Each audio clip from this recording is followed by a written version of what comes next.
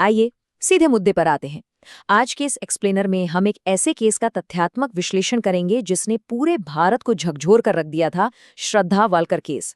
ये सिर्फ एक खौफनाक क्राइम स्टोरी नहीं है, बल्कि ये इस बात का भी एक बहुत गहरा अध्ययन है कि हमारा समाज और हमारी न्याय प्रणाली इस तरह की भयानक घटनाओं पर कैसे प्रतिक्रिया देते हैं।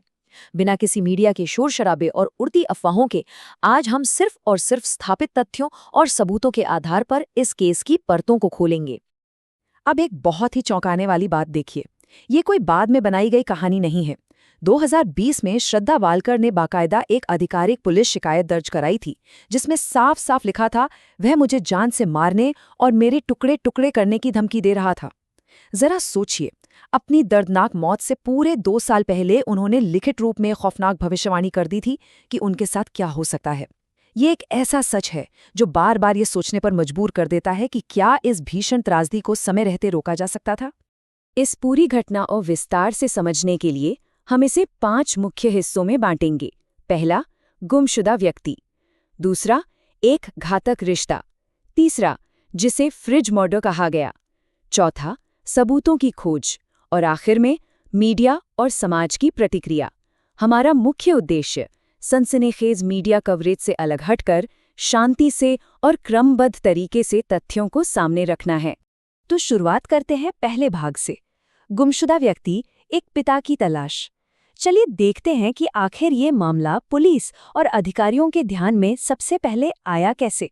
2.5 महीने, जी हाँ, ये वो लंबा समय था जिसके दौरान श्रद्धा का अपने परिवार या दोस्तों से कोई भी संपर्क नहीं हुआ था। इतनी लंबी खामोशी कोई आम बात तो बिल्कुल नहीं थी। इसी चिंता के कारण अक्टूबर 2022 में उनके पिता विकास वालकर ने आखिरकार मुंबई पुलिस के पास जाकर गुमशुदगी की रिपोर्ट दर्ज कराई। और बस यहीं से इस केस की वास्तविक जांच शुरू हुई और इसके पीछे छिपे रहस्य खुलने लगे। शुरुआती जांच में ही पुलिस को एक बहुत बड़ा विरोधाभास देखने को मिला। एक तरफ आफताब का वो शुरुआती दावा था कि श्रद्धा बस एक आम बहस के बाद अपना सामान लेकर घर छोड़कर चली गई थी। लेकिन कहानी में असली मोड़ तब आया जब पुलिस ने 20 मई यानी हत्या के ठीक 2 दिन बाद श्रद्धा के बैंक अकाउंट से हुए पैसों के ट्रांसफर को लेकर सवाल किया। इस एक सीधे सवाल पर आफताब की घबराहट नहीं, जांचकर्ताओं को यह साफ इशारा दे दिया था कि कुछ बहुत बड़ा छिपाया जा रहा है और कहानी उतनी सीधी है नहीं जितनी बताई जा रही है। अब बढ़ते हैं हमारे दूसरे भाग की तरफ, एक घातक रिश्ता और विवाद का बढ़ना। किसी भी अपराध की गंभीरता को समझने के लिए उसका बैकग्राउंड जानना बहुत जरूरी है, खासकर तब जब उसमें घरेलू हिंसा और दुर्व्यवहार का एक लंबा इतिहास जुड़ा हो। तो ये कहानी शुरू होती है 2018-2019 के आसपास। दोनों की मुलाकात एक डेटिंग ऐप बम्बल पर और एक कॉल सेंटर में काम करने के दौरान हुई थी। ये एक अंतर्धार्मिक रिश्ता था और श्रद्धा के परिवार ने शुरुआत से ही इसका कड़ा विरोध किया था। इसके बावजूद वो साथ रहने लगे, लेकिन ये रिश्ता बिल्कुल भी शांतिपूर्ण नहीं था। 2020 में श्रद्धा ने दुर्व्यवहार की बाकायदा पुलिस शिकायत भी की थी। बाद में अदालत में श्रद्धा के भाई ने भी गवाही दी कि आफताब अक्सर उनके साथ मारपीट करता था। फिर 2022 की शुरुआत में ये जोड़ा दिल्ली शिफ्ट हो गया और 18 मई 2022 को उनके बीच वो आखिरी घातक बहस हुई जिसने सब कुछ खत्म कर दिया। यहाँ से हम आते हैं तीसरे भाग पर, फ्रिज मर्डर, एक सोची समझी साजिश। 18 मई और उसके बाद जो हुआ उसके तथ्य सच में रोंगटे खड़े कर देने वाले हैं, जिन्हें बिना किसी सनसनीखेज समझना बेहद आवश्यक है। पुलिस रिपोर्ट्स बताती हैं कि आफताब एक प्रशिक्षित शेफ था, मतलब उसे मांस काटने और उसे प्रिजर्व करने की तकनीक भली भांति पता थी। और जांच में ये भी सामने आया कि वो एक विदेशी क्राइम टेलीविजन शो डेक्स्टर से काफी प्रेरित था। हत्या को अंजाम देने के बाद सबूतों को छुपाने के लिए एक नया 300 लीटर का बड़ा फ्रिज खरीदा गया। सोचिए, इस फ्रिज का इस्तेमाल श्रद्धा के शरीर के 35 टुकड़ों को रखने के लिए किया गया ताकि वो सड़े नहीं, बदबू न फैले और पड़ोसियों को किसी भी प्रकार का शक न हो। जरा देखिए कि ये पूरी साजिश कितनी सुनियोजित थी। आफताब ने अपने कबूलनामे में जो कदम बताए वो एक एक करके देखिए।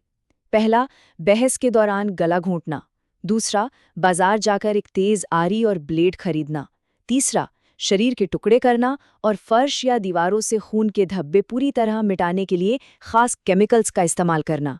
और चौथा, जो शायद सबसे ज्यादा चौंकाने वाला है, अगले 18 दिनों तक बिना किसी को भनक लगे हर रात करीब 2 बजे छतरपुर के जंगल में जाकर एक एक करके उन टुकड़ों को ठिकाने लगाना। अब आते हैं चौथे भाग पर, सबूतों की खोज और पुलिस जांच। हत्या के इतने महीनों बाद जब इस बात का खुलासा हुआ तो पुलिस के सामने सबसे बड़ी चुनौती थी वैज्ञानिक सबूत जुटाना। इतने लंबे अंतराल के बाद ये केस कैसे बना, ये जानना बहुत अहम है। देखिए, अपराध में इस्तेमाल किया गया वो भारी हथियार पुलिस को कभी नहीं मिला, लेकिन इसके बावजूद जांच अधिकारियों ने एक बहुत ही मजबूत सर्कमस्टेंशियल केस यानी परिस्थितिजन्य मामला तैयार किया। छतरपुर के जंगल से 13 सड़ी गली हड्डियां बरामद की गईं, जिनका डीएनए श्रद्धा के पिता से पूरी तरह मैच कर गया।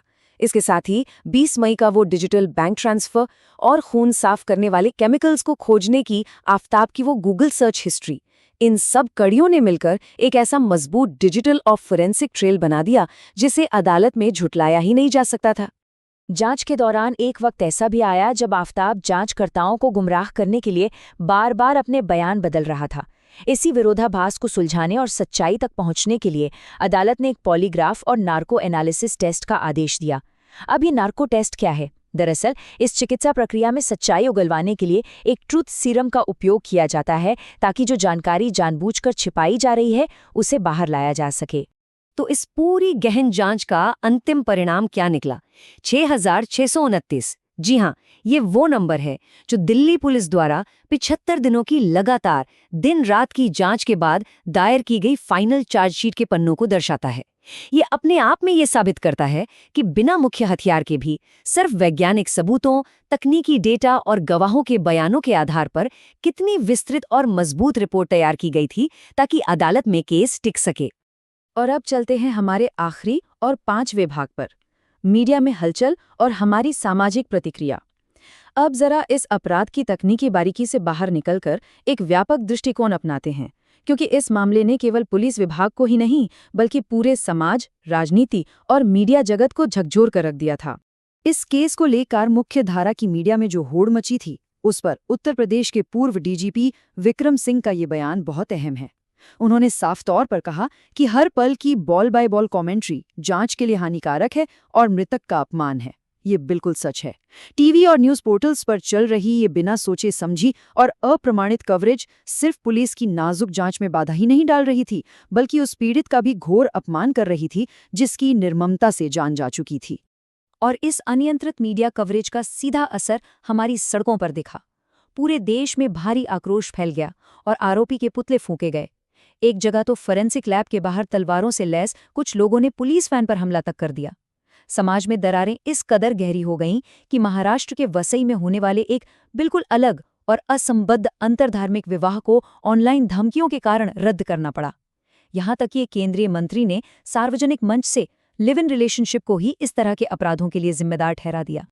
इसी गहरी सामाजिक उथल-पुथल के बीच लव जिहाद का मुद्दा भी जोर शोर से उठाया गया। ये एक ऐसा शब्द है जिसका इस्तेमाल कुछ राजनीतिक समूह ये आरोप लगाने के लिए करते हैं कि मुस्लिम पुरुष विवाह के माध्यम से धर्मांतरण के लिए हिंदू महिलाओं को निशाना बनाते हैं।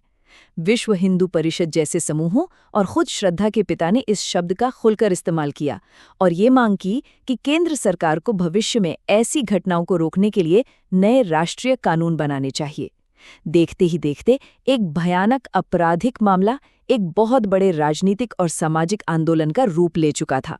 जैसे जैसे ये ट्रायल अब अदालतों में अपनी कानूनी प्रक्रिया से गुजर रहा है, ये पूरी घटना हमारे सामने एक बहुत बड़ा सवाल खड़ा करती है।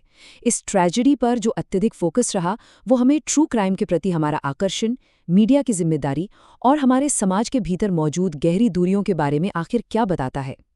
एक युवा महिला की दर्दनाक मौत से शुरू हुआ ये केस आज पूरी व्यवस्था का आईना बन गया है। तथ्यों को निष्पक्ष रूप से जानने और समझने का ये सिलसिला हमेशा जारी रहना चाहिए। आज की इस एक्सप्लेनर में बस इतना ही।